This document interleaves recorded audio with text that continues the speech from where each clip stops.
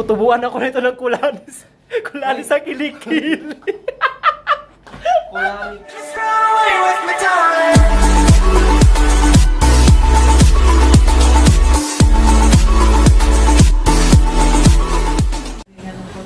Hi mga peeps! Mag-reband tayo ngayon at ang i-reband namin ay super kinky. My God! Parang susuko ako dito sa buhok ng kliyente namin. Ito yung buhok niya, guys. Ayan. Ito ang buhok ni Madam. Tingnan lang natin kung ano ang magiging resulta ng kanyang hair reband ngayon. At ang gagamitin kong pang-reband sa kanya ay itong Semon Professional na kulay red kasi ang kanyang hair ay may pagkakulot kaya ito ang gagamitin natin. Ayan. Mag-a-apply na po kami ng gamot sa buhok ni Madam.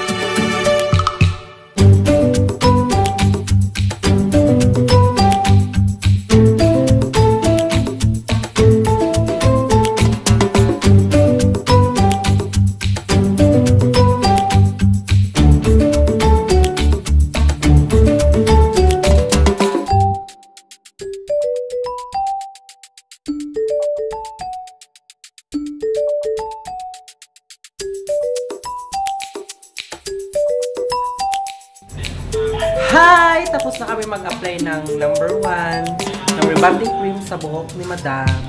Magbababad muna kami sa buhok niya. Then mamaya i-check natin kung okay na ang kanyang hair para paplantsahin na natin siya. So, dyan muna kayo. Hi! And we're back! Ayan, nababad na namin ang buhok ni Madam ng 1 oras. At saka nag-test strands na rin kami. Okay na ang kanyang hair. So, babanlawan na namin. At pagkatapos, i-blower, then plancha. So, stay tuned and keep on watching. A few moments later. So, ayun, nabanlawan na namin ang buhok ni Ma'am at na-blower na namin. Ito ang itsura ng buhok ni Ma'am na na-applyan na number 1. So, magpa-plancha na kami. At babalik tayo mamaya para i-update ko kayo kung ano na ang susunod na mga mangyayari.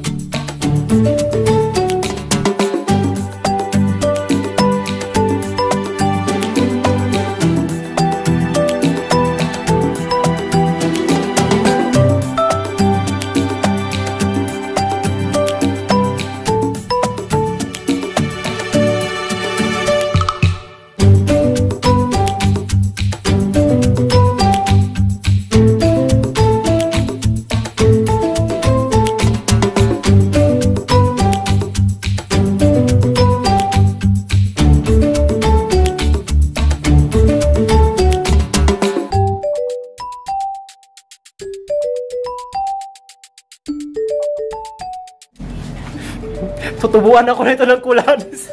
Kulanis sa kilikil. Kulani ba yun? Ay, ano ba yun? Kulani nga. Di ba yun yung ano, nakakain? Kulani naman yun ng ano yun, ng baboy. Kakabigsa na sa bibig. Ay, pigsa pala, hindi kulani. Sa mata naman yun.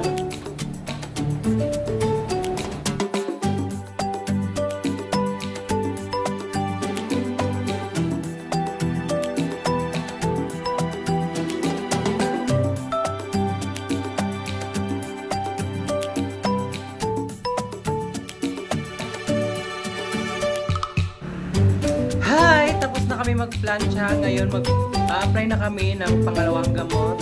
Yung neutralizer, yung rebonding 2 number 2.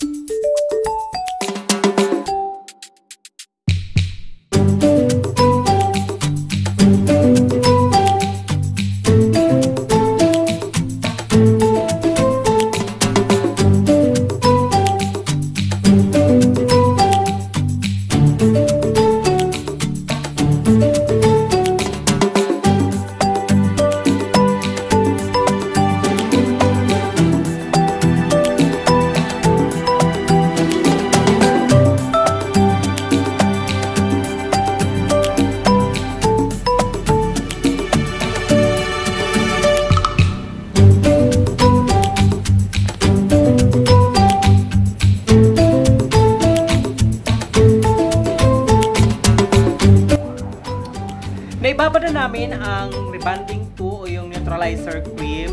Maya-maya babanlawan na namin siya at magpuproceed na tayo sa pagko-color. So, stay tuned mga peeps. Bye! A few moments later. So, ayun mga peeps, nabanlawan na namin ang pangalawang gamot at na-blower na rin namin ngayon. Magko-color na kami. At tingnan nyo ang buhok ni Madam na nabanlawan na. Ayan!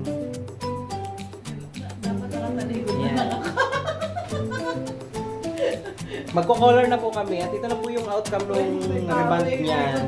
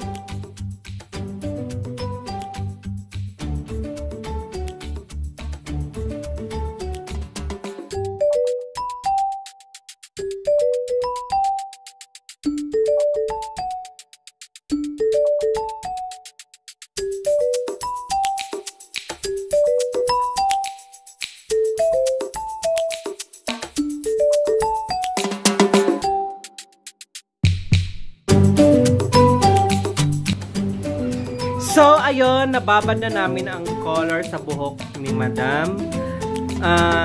Siya nga pala, mga peeps, sa pagkukulay, dapat hindi muna natin siya isasagad sa anit kasi mabilis kasi mag-react yung color sa pag sinagad natin siya sa anit. Mas mabilis siyang mag-react.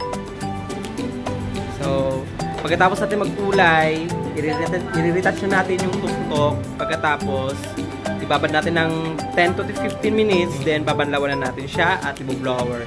So, mamaya makikita na natin ang magiging result ng kanyang hair rebond. One eternity later. Hi! Ayan, tapos na magkulay. Naibabad na namin hanggang dito sa rootings. Kaya, magbabanlaw na kami kasi naibabad na namin to ng I think mga 20 minutes dito sa roots niya at pumulay na siya. So, magbabalaw na kami at makikita na natin mamaya ang result ng ating pagre-rebond.